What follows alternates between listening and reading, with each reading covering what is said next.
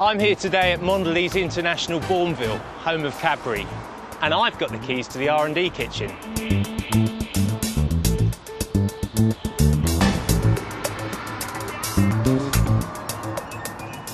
I'm going to be meeting Mondelez International Marketing Director Matthew Williams to make our very own Marvellous Creation. And I'll tell you something, I can't wait. Hello, Matthew. Hi Rob, nice to see you again. Nice to see you too. Hayley, you met Rob before? Hi Hayley, how you doing? Right. So this is where the magic happens? Well, yeah, so you can see we've got a huge variety of different ingredients, flavours, textures to try together with the delicious Cadbury's chocolate. Cadbury dairy milk is in about 50 million quid's worth of growth this year. How much has Marvellous Creations contributed towards that? Well, I think one of the things we're proudest about our growth on dairy milk is the fact it's coming from the core and from innovation. And within our innovation, Marvellous Creations has obviously been the lion's share of our success. So we've sold so far £73 million worth. Wow. Retail sales going to AC Nielsen. So that's both in the tablet and in the count line form. Yeah. There's been some pretty outlandish creations. I mean, people weren't really expecting to see salted pretzel mixed with chocolate, let alone Philadelphia with dairy milk, if we look at that example. So, you know, how do the supermarkets react when you turn up at Asda House or wherever and you say, you know, we're going to be selling salted pretzel dairy milk? Well, I think the first thing you need to do is you need to try and catch them when they're in the mode of the consumer rather than the mode of a retail buyer. So you've really got to make sure you bring to life for them why this is right for consumers and for their shoppers. And second of all, I think for us it's about our track record. We've got a great track record now. So Marvellous Creations, yes, it sold £73 million, but also huge incrementality. So 49% of those sales were incremental to category. And the truth is, if you keep doing the same stuff, you won't get that incrementality. So doing new and different things is really important from that perspective. So we're going to make our own Marvellous Creations today, is that right? Fingers crossed. Well, I've got a heavily pregnant wife at home who's been craving black pepper and strawberries, so I thought we might make a marvellous black pepper Turkish delight creation today. How about you? Well, I've never tried that before. That sounds great. I thought I'd go for more classic combinations, so 3 different caramels. OK, fantastic. Sure. So Hayley's just going to pour out the chocolate there. So 1 bowl for you, 1 bowl for me. Fantastic. And then looks good. We can choose any of these different ingredients. OK, there you are. Thank you. Right. So you've got your strawberries there. OK, so I think I'm going to be brave and chuck the whole lot in. Chuck the whole lot in? Yeah. Is that right? Yeah, that's good. OK. Now, how brave should I be with the pepper, do you think? I think just a pinch, probably. Just a pinch, yeah. OK. A bit Not more too for much. that. A bit more for that. There we go.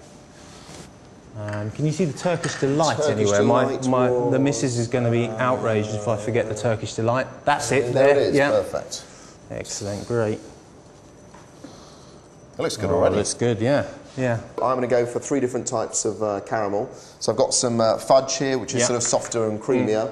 I've got the toffee here, which is going to give it a harder bite. And then I've also got these salted caramel pieces, because a bit like you adding a bit of pepper there, I think a bit of salt works really well with caramel as well. It's bang on trend at the moment as well, isn't it? Salted caramel, I think I'm going to go crazy like you, Rob, and just put the whole lot in. Yeah, chuck it in.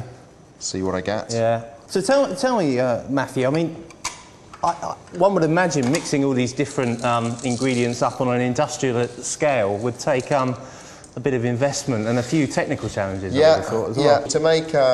To make as many bars as we make here, we need a bit more kit around the place. So if you take Marvellous Creations, for example, we actually make 200 bars every minute here in Bournville when we're making it. So, you need some fairly hefty equipment. And over the block, since 2010, actually, we've invested over £130 million here at Bournville to improve and upgrade our manufacturing facilities. And one part of that did go towards Marvellous Creations. Some of the challenges that we have with Marvellous Creations is to do with how we handle the ingredients. You can see here from the sort of things that you're mixing together, it's not the kind of things that you'd usually expect to see in a chocolate bar. No. So some of them need to be handled quite differently, quite sensitively. Well, now we've done the hard work of mixing, Rob, it's time to do the even harder work of trying to pour it into these Marvellous Creations molds. So these are the actual molds we use for the Marvellous Creations block chocolate.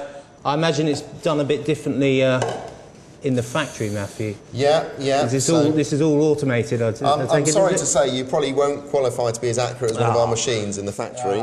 But no, if you go down to our plant, basically the technique is broadly the same. So it's depositing in the chocolate. Okay. And then shaking it and banging it to try and get it all level. Okay, so I'll give it a bang now. Is that right? Give it a bang. Yeah. The noisy bit.